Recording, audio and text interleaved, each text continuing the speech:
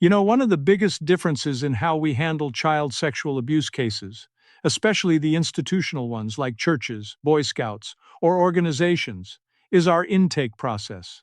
We don't just send out some 12-page questionnaire and hope people fill it out. Honestly, I used to do that in the old days, but I've completely stopped. Those forms kill your case before it even starts. Picture this. The form asks, "Cause your relationship to the perpetrator, family friend?" Somebody checks that box, and boom, your case just got valued at basically nothing in a mass tort setup. But if I sit down and actually talk to the survivor, ask where they first met this person, how the relationship developed, suddenly the story comes out. He was my home teacher at church originally, and that's how he got access to me early on, before he ever became a so-called family friend. That one detail changes everything. It points straight to institutional negligence and liability.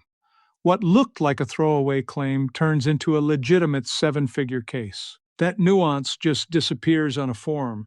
And let's be real, the world has changed. Younger survivors, anybody under 35 or so, they're not sitting down to fill out a novel-length questionnaire. It's like asking them to read War and Peace. They won't do it. They'll just call the next lawyer who doesn't make them jump through hoops. If I insisted on forms, I'd lose good clients, like many of those Mormon church cases we handled. One of those prospective clients might have been ready to go forward, but if I said, "Fill this out first," he or she would have said, "Forget it. I'm calling somebody else."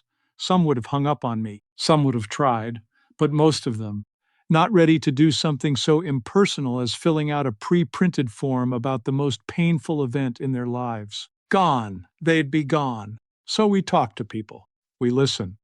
If the case warrants it, we might send a form later and follow up, but the starting point is a real conversation. That's how we get the full story without losing the best parts. And here's the bonus. This approach weeds out the pretenders automatically. You see it in the mass tort world all the time. People who go vague on the setup, "I don't remember where I met him, why he was at the church," but then give super graphic, detailed abuse descriptions like it's what they imagine is what survivors are supposed to do. After enough years doing this, you spot it instantly. It's fake. But those people don't call us. They know our brand.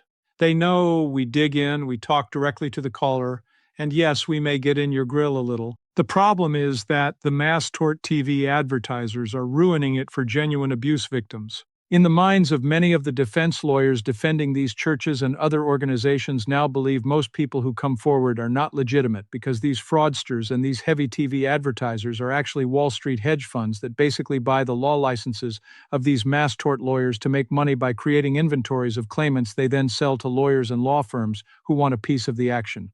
They have generated thousands of people who want the now questions asked, quick check a box, send a check types. These are the law firms. The ambulance chasers that you see constantly on TV. That's not us. That's deliberate. We get the good clients, the ones who've done their homework and want real representation. And yeah, sometimes the intense, understandably angry ones nobody else will talk to. But we don't get the garbage cases. No one's trying to pull one over on us because they know it won't work. Anyway, that's how we do it. Personalized, thorough. No shortcuts that screw survivors. If you're out there and you've been through this, reach out. We'll talk. No endless forms, just real help. I'll have more to share from my 40 years of experience championing abuse survivors. I tried retiring but flunked retirement, and am now back into the fight with renewed energy and optimism, but with a new and laser-focused strategy to get you justice, money, and closure in weeks, not years. Thanks for listening.